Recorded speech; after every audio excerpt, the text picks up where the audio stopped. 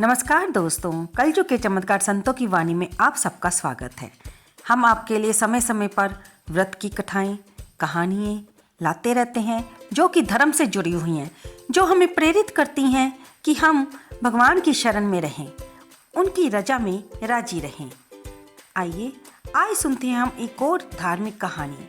ये कहानी दोस्तों आगे से आके ही नानी दादी के पिटारों से चलती रहती है और उन्होंने भी कहाँ से सुनी होगी, जरूर संतों के मुख से शास्त्रों में लिखी गई दृष्टांतों को बताती हुई कहानी।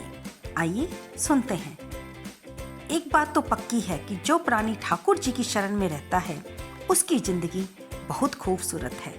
जो इस बात को समझ गया वह ही जिंदगी का बादशाह है। एक बार एक व्यक्ति ऑटो से रेलवे स्टेशन जा रहा था। ऑटो वाला बड़े आराम से ऑटो चला रहा था। एक कार अचानक ही पार्किंग से निकलकर रोड पर आ गई। ऑटो ड्राइवर ने तेजी से ब्रेक लगाई और कार ऑटो से टकराते टकराते बची। कार चला रहा आदमी गुस्से में ऑटो वाले को ही भला बुरा कहने लगा। जबकि गलती उस कार वाले की थी। ऑटो चालक एक नाम सिमरन करने वाला था। उसने कार वाले की बातों पर गुस्सा नहीं किया और क्षमा मांगते हुए आगे बढ़ गया। ऑटो में बैठे व्यक्ति को कार वाले की हरकत पर गुस्सा आ रहा था और उसने ऑटो वाले से पूछा, तुमने उस कार वाले को बिना कुछ कहे ऐसे क्यों जाने दिया? उसने तो तुम्हें भला बुरा कहा, जबकि गलती तो उसकी थी। हमारी किस्मत अच्छी है, नहीं तो उसकी वजह से हम अभी अस्पताल में होते। ऑटो वाले ने कहा, साहब बहुत से लोग गार्बेज ट्रक की तरह होते हैं, यानी कि कूड़े का ट्रक। वे बहुत सारा कूड़ा अपने दिमाग में भरे हुए चलते हैं।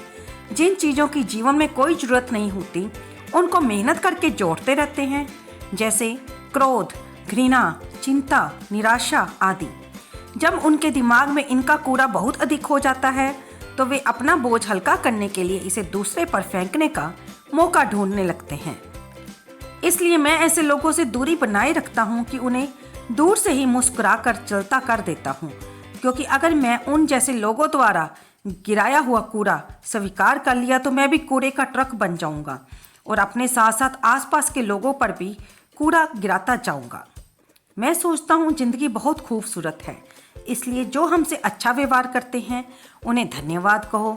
जो हमसे अच्छा व्यवहार नहीं करते उन्हें मुस्कुराकर माफ़ कर दो।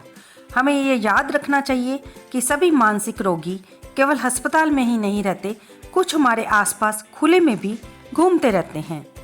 तो दोस्तों, इसको हम अगर प्रकृति के नियम के साथ जोड़ें कि यदि खेत में बीज ना डाले जाएं तो कुदरत उसे घास फूस से भर देती है, उसी तरह से यदि दिमाग में सकारात्मक विचार ना भरे जाएं तो नकारात्मक विचार अपनी जगह बना लेते हैं।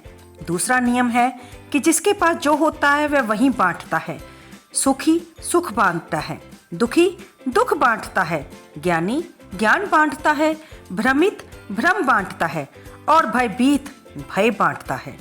जो खुद डरा हुआ होता है वह औरों को भी डराता है, दबा हुआ दबाता है, चमका हुआ चमकाता है। अच्छा सोचने वाला अच्छी बात बताता है, हंसने वाला सबको हंसाता है।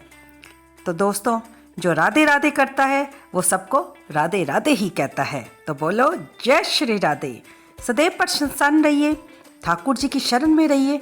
जो प्राप्त है वही पर्याप्त है। अच्छा लगे तो इसे आगे भी बांटें। धन्यवाद।